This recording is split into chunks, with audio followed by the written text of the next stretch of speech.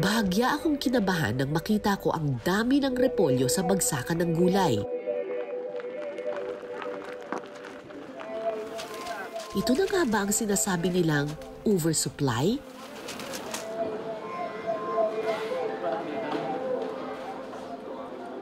Maibenta kaya ni Dandy at Janaret ang kanilang mga repolyo? Parang puro repolyo tsaka patatas.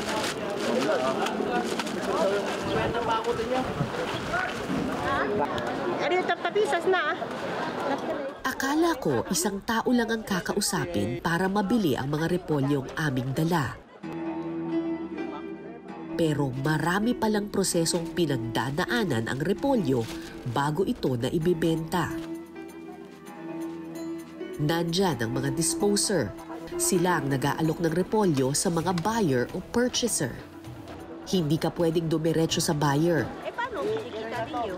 Kailangan dumaan ka sa kanila at kada kilo na iyong mabenta, piso ang kanilang komisyon.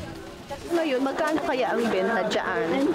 Nasa 10 naman ng repolyo daw ngayon. 10? Ba't 10 lang? Depende naman kasi yan sa dami ng dumadating. Pag marami ang gulay talagang ganyan, bagsak. Pag makunti ang gulay, tataas.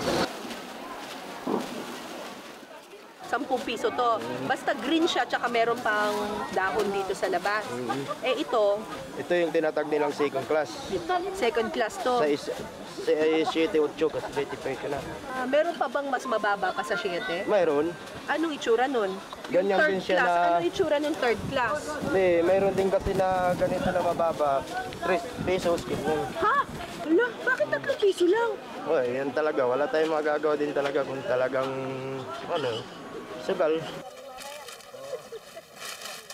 Kaya hindi po sabi na bagsak pala dun sa Benguet. Bakit dito mahal? Siyempre, mag-travel pa yung gulay. Hindi lang po na porket 4 dito, 4 rin doon. Paano naman po yung mga bus namin nakikitain na magbabayad sa amin ng sasahurin namin? Ngayon, ang Purchaser naman ang tawag sa mga tulad ni Rudy. Sila ang nagdadala ng repolyo para ibenta sa mga palengke sa Divisoria. Expert sa tawaran ang mga tulad niya. Oo. Ngayon, magkano ang presyo ngayon? May 12, may 8, may 7. Conforme sa kalidad ng gulay. Yung mga ganito, Ito yung mga first class na hindi natin masabing pangit, pero yung order ko hindi pwede dito sa itsura niya. masyado malaki. Hindi po, hindi siya masyadong malinis. May something.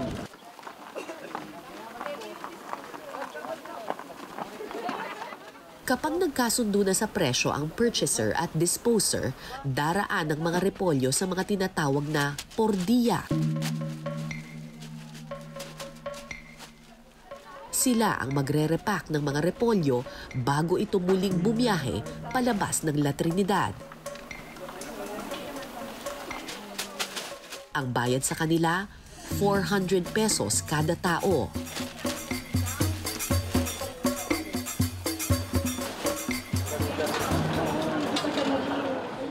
Isa lang ang naisip ko nang malaman ko ang mahabang proseso ng tawaran sa bagsakan. May maiiwan pa kayang kita para sa mga magsasaka. Ano po sana yung break-even na presyo? Ang break-even ng mga repolyo, pag maganda yung harvest, nasa 25 sana pataas. 25 pesos per kilo? Sana, ma'am. Pero ang 25 pesos na inaasahan, malayo sa presyong kinalabasan. Ang 4 na tonelada ng repolyo ni Dandy, nabili lang sa halagang 11 piso kada kilo. So yung sa inyo, 11 na nabili? O, ma'am. Okay na sa inyo yun? Pero kulang, pero kaysa sa yung masira sa farm, so maiiwan dyan at mabalatan lahat, eh sayang din kahit papano, pagtsagaan na lang. Yes, ma'am. Bawin na lang sa susunod pagka sakaling tumaas. Kung 11 pesos lang nabili ang mga repolyo ni Dandy, paano pa kaya si Janaret? May natira. Ang asawa niyang si Junie ang namamahala sa pagbebenta ng mga repolyo. Isang buong araw silang naghintay sa bagsakan bago nakahanap ng bibili. Ang resulta, 10 piso kada kilo lamang. Ang iba, tinawaran pa ng 7 piso at binawasan pa ng komisyon. So 10 pesos ninyo na benta pero 9 pesos lang mapunta sa kanila. Tapos ito 6 pesos. Yan ang sabi ni Gus. 6 pesos pero magkano binili kanina? 7? O 6. So magkano lahat-lahat? 22,815. 22,815 pesos ang kabuuang nakuha ni Mang Junie. Akala ko may iuwi na niya ito kay Janaret. Pero Anong expenses? Ginamit na papel. Yung bayad sa papel. Bayad sa papel, 4,000? Papel sa plastic. Yung ano, yung dyaryo at saka yung plastic at saka Tapos yung 4D yan ang nag-impake. yung nag-impake. Mahal kasi yung plastic at saka papel. Mahal yung plastic at saka papel. Yung papel pa lang, 1-1 na kaagad. 1,1 na kaagad yun?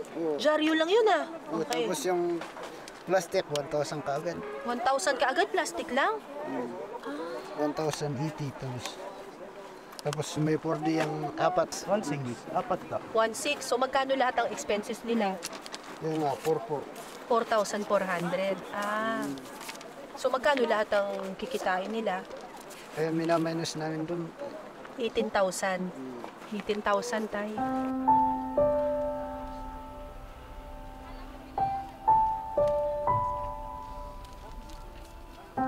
Pero hindi pa pala rito natatapos ang obligasyon ni Mang Junie.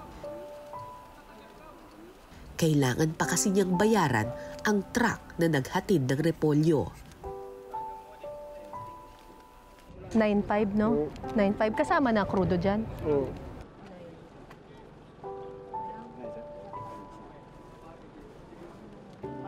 Pinagmasdan ko ang naiwang pera sa kamay ni Mang Junie. Naalala ko si Janaret at ang kanyang pagsisikap sa bawat repolyong itinanim. Magkano na naiwan, kuya, na pera? 8,700, 8,800. Tapos magkano, sino pang babayaran niyo? Ang nag-harvest? Ilan ang nag-harvest? 12. Magkano ang 200, 12. 24. 88. 88 minus 24. 6,400. May maiwan pa sa yung 6,400. No, alagaan. Magtanim. Magtatanim na lang ulit. Para makasunod. 40,000 ang kanilang pinuhunan. 5 buwang pinaghirapan. Tatawaran lang pala ito at mauuwi sa 6,000 piso.